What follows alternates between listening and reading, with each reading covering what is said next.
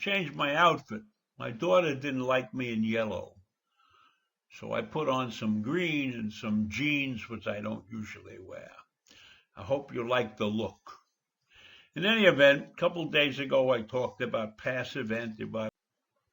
I changed my outfit.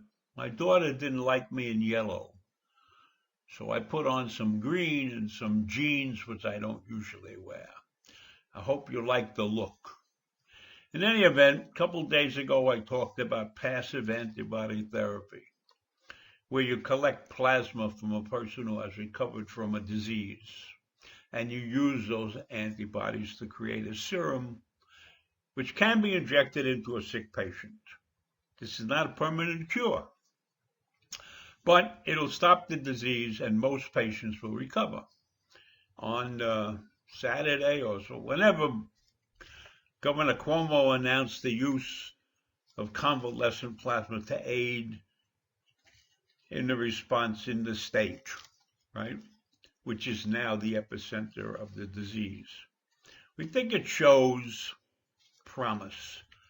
Thanks to the researchers' efforts, the FDA today announced that it will permit the emergency use of plasma for patients in need.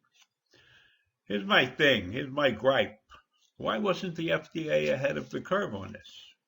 Anyhow, I mean, this treatment's been around for a long, long time. So in any event, in New York City, two hospitals, Mount Sinai and Albert Einstein College of Medicine, hope to start using the plasma to treat people with the disease. So it's possible that when Trump announced the other day that he saw a light at the end of the tunnel, this was the light. He's so smart, it's unbelievable. All right, that's not the big news of the day. At 1 o'clock this morning, the coronavirus relief package was passed. This urgently needed pandemic response is the largest economic measure in our history. Maybe it's probably the largest one in the world, too. And it's intended to patch the economy for a couple of weeks or a couple of months, whichever way it's going, to avoid the recession that we were headed for. So a couple of facts about the rescue package.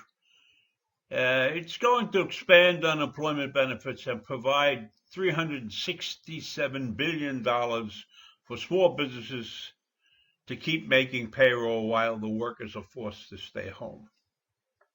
That's one thing. The measure will also provide a quick one-time stipend of about $1,200 per individual and $2,400 for couples and $3,000 for a family of four. The money would cut off at higher income levels. I don't know what they consider a high income level, because what's considered a high income level in New York is not necessarily considered a high income level in some other part of the country, where it would be considered a gigantic income level, you know.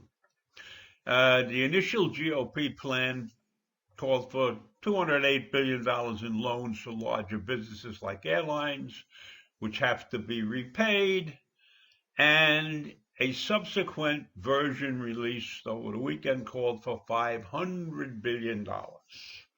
That was the slush fund we talked about the other day.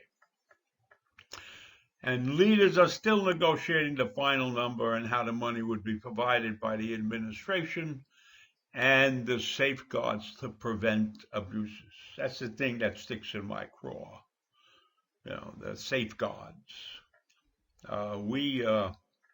We traditionally give lots of money to people, but we never pay attention to where it's going. All right. And the Republicans and the administration have resisted demands by the Democrats to aid for the states. So the states didn't get anything in this package yet. And, you know, states, they always need a little help from the federal government. However, there's negotiations going on, and they could produce a compromise. And that's a great word, compromise. Because in retrospect, the House and Senate busted their asses to get something done in record time. So I have to give them credit for that. And both sides had big wins, so maybe they learned something about compromise. One can only hope, but I'm still unhappy with the lack of oversights. It seems to be a national ingrained trait. We give money to every country, but we never make sure that it gets where it's supposed to go. And having said that, it's time for me to go. Bye.